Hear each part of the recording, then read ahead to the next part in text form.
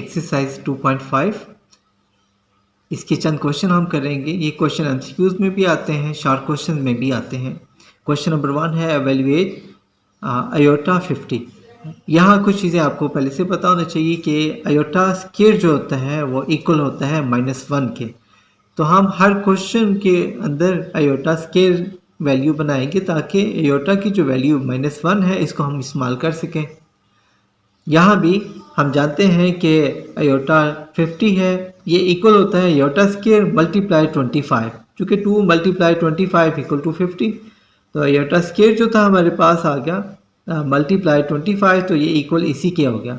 हम जानते हैं कि आयोटा स्क्वायर इक्वल टू -1 और ये 25 टाइम्स हम करेंगे तो हमारे पास आंसर -1। इसमें बहुत सिंपल सा रूल है, अगर तो आपके पास 8 वैल्यूज़ होंगी एक्सपोनेंशियल तो आपके पास हमेशा आंसर वही आएगा उसी -5 में। अगर माइनस है तो माइनस में आएगा, लेकिन अगर आपके पास इवन होंगे तो वो प्लस में कन्वर्ट हो जाएगा।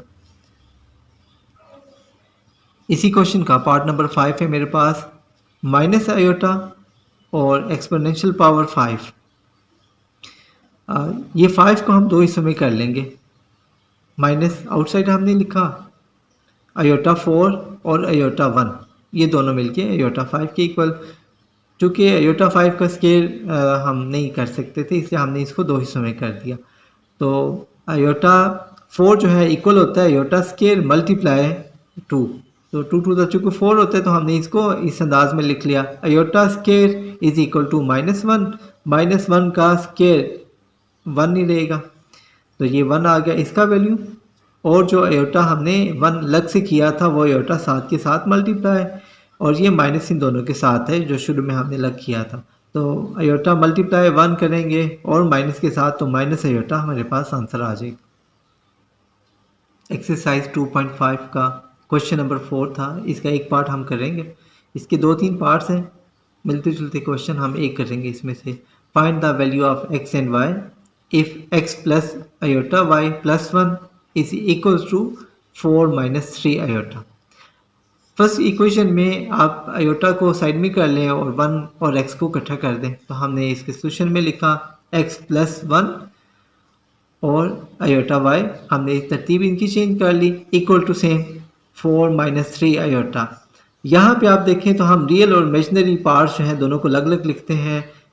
x minus 1 x plus 1 equals to 4 करेंगे, और जो आयोटा वाले हैं इमेजिनरी इक्वेशंस हैं उनको एक दूसरे के इक्वल हम कर देते हैं।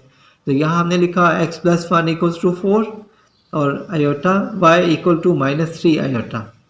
अब देखिए दोनों साइड पे आयोटा था तो आयोटा दोनों में कैंसिलेशन वैल्यू रखता है, तो दोनों के में से हमने ख़त्म कर दिया। तो y इज इक्वल टू -3। यहाँ पे x प्लस 1 था इक्वल टू 4, 1 दूसरी साइड में जाएगा तो -1, तो x इक्वल टू 3। तो हमारे पास x की वैल्यू और y की वैल्यू आ जाएगी।